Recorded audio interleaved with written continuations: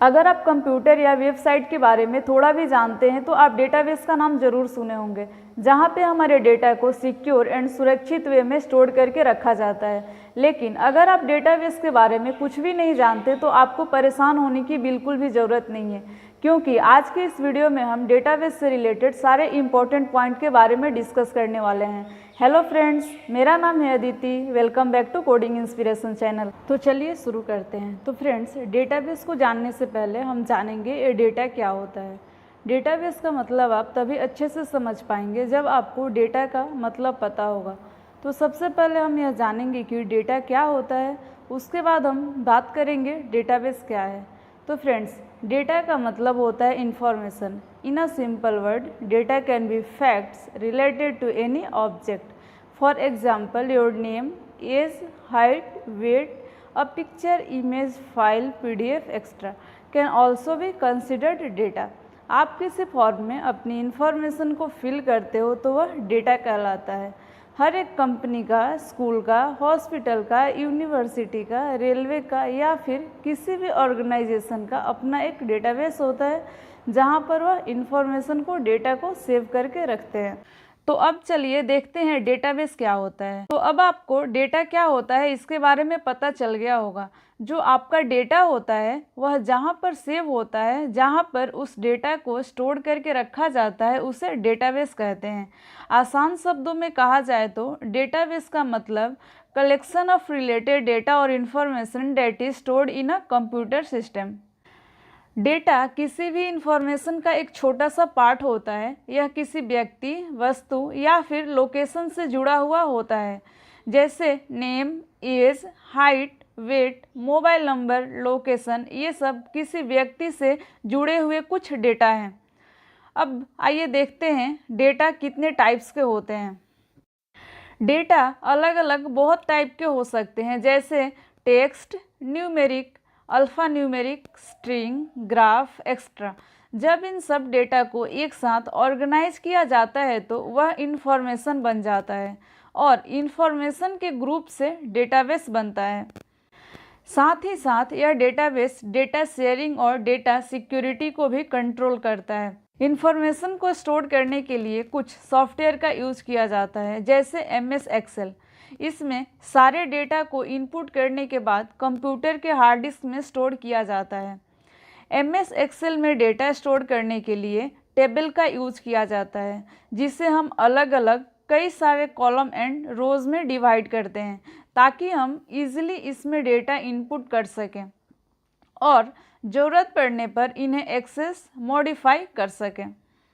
ठीक उसी तरह डेटाबेस में भी डेटा को एक टेबल में स्टोर किया जाता है, जिनमें कई सारे कॉलम्स एंड रोज होते हैं, जिनके वजह से उन्हें एक्सेस करना इजी हो जाता है। इंटरनेट पे ऐसी बहुत सारी वेबसाइट्स हैं जो डेटाबेस का यूज करती है।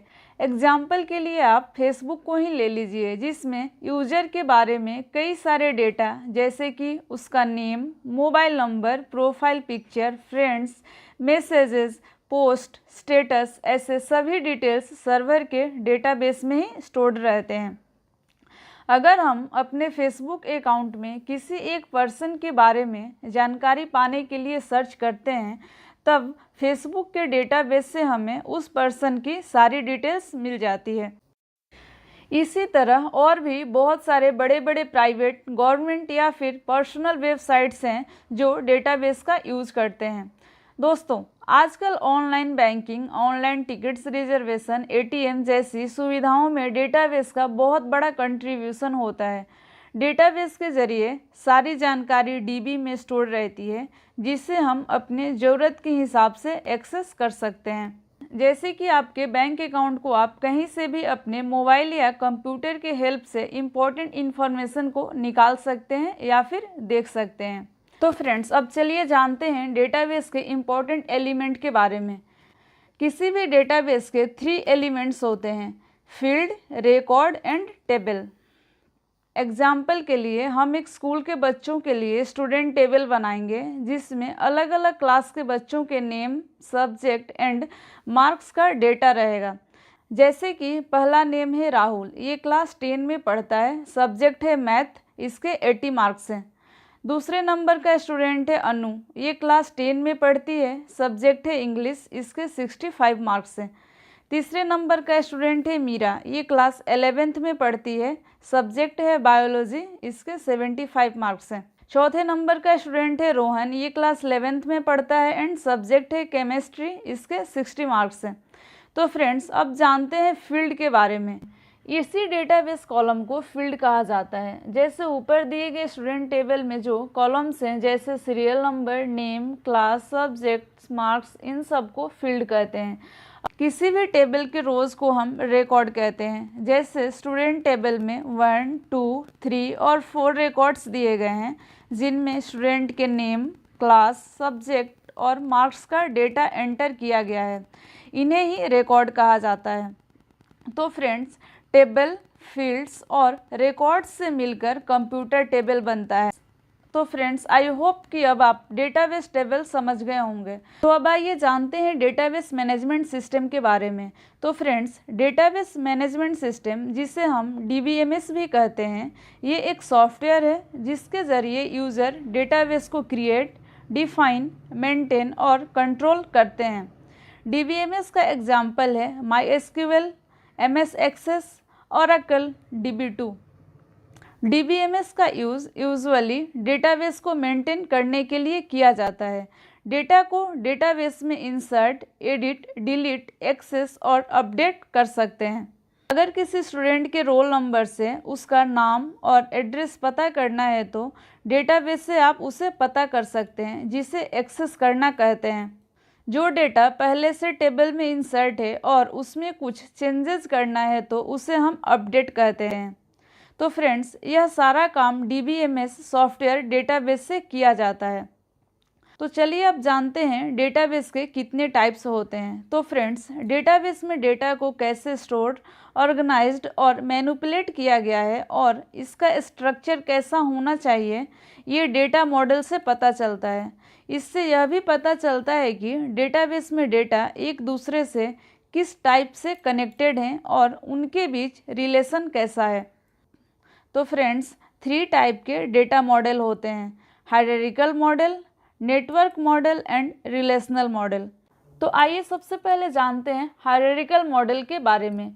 इस टाइप के डेटाबेस में डेटा टेबल के साथ ट्री स्ट्रक्चर के रूप में ऑर्गेनाइज किए जाते हैं। इस मॉडल में रिकॉर्ड को आपस में कनेक्ट होने के लिए ट्री स्ट्रक्चर को फॉलो किया जाता है। इस मॉडल में डेटा को पेरेंट एंड चाइल्ड के रूप में कनेक्ट किया जाता है। एग्जाम्पल के लिए, एक कॉलेज में बहुत सारे कोर्सेज, प्रोफेसर्स एंड स्टूडेंट्स होते हैं, तो कॉलेज एक पेरेंट हुआ और प्रोफेसर्स एंड स्टूडेंट्स उसके चाइल्ड हुए। नेक्स्ट आता है नेटवर्क मॉडल। इस टाइप के डेटाबेस में डेटा को रिकॉर्ड के रूप में रखा जाता है और डेटा के बीच का रिलेशन लिंक में होता है। ये मॉडल काफ़ी पावरफुल है लेकिन कॉम्प्लिकेटेड है, क्योंकि इसमें बहुत सारे नोड्स या टेबल्स आपस में लिंक्ड होकर रहते हैं। और फ्रेंड्स, तीसरा है रिलेशनल मॉडल। ये मॉडल पावरफुल और सिंपल है। इस मॉडल का स्ट्रक्चर टेबल जैसा ही होता है। टेबल को डेटाबेस के लैंग्वेज में रिलेशन कहते हैं, इसीलिए इसका नाम भी रिलेशनल मॉडल है। ये मॉडल टेबल जैसा होता है, इसीलिए इसमें रोज एंड कॉलम्स होते हैं। इस मॉडल में यूनिक फील्ड को की कहते हैं और इन्हीं यूनिक की से टेबल को आपस में कनेक्ट किया जाता है। जैसे एक स्टूडेंट टेबल में रोल नंबर प्राइमरी की होता है। इसमें डेटा को फाइंड करना या खोजना बहुत ही ईजी होता है। तो फ्रेंड्स, अब चलिए जानते हैं डेटाबेस के एडवांटेज के बारे में। नंबर 1, डेटाबेस में कम स्पेस में ज़्यादा डेटा स्टोर किया जा सकता है। नंबर 2, किसी भी टाइप्स के डेटा को एक्सेस करना इजी होता है। Number 3, new data insert, old data को एडिट एंड डिलीट करना इजी होता है। नंबर 4, डेटा को अलग अलग टाइप से सॉर्ट किया जा सकता है। नंबर 5, एक ही डेटाबेस को बहुत सारे यूजर्स एक साथ एक्सेस कर सकते हैं। नंबर 6, डेटा सिक्योरिटी ज़्यादा होती है, क्योंकि यहाँ बिना परमिशन के कोई भी डेटाबेस को एक्सेस नहीं कर सकता। नंबर 7, रिडंडेंसी को कम करता है। एक ही टाइप के डेटा को बार बार इंसर्ट यानी कि डुप्लीकेट डेटा को डेटा रिडंडेंसी कहते हैं। यानी किसी भी डेटा को एक से ज़्यादा बार एंट्री किया गया है तो उसे डेटाबेस से हटा दिया जाता है। बैकअप एंड रिकवरी का ऑप्शन देता है। डेटाबेस फेलियर जैसी प्रॉब्लम कभी भी हो सकती है। ऐसे में डेटा को रिकवर नहीं किया गया तो बहुत नुकसान हो सकता है। तो फ्रेंड्स, आज के इस वीडियो में इतना ही। आई होप कि डेटाबेस से रिलेटेड बहुत सारी जानकारियाँ आपको मिल गई होगी। अगर इस वीडियो से रिलेटेड कोई भी क्वेरीज हो तो हमें कमेंट करके ज़रूर बताइए। अगर वीडियो पसंद आई हो तो प्लीज़ लाइक कीजिए, ज़्यादा से ज़्यादा शेयर कीजिए एंड साथ ही हमारे चैनल को सब्सक्राइब करना ना भूलें। Thank you.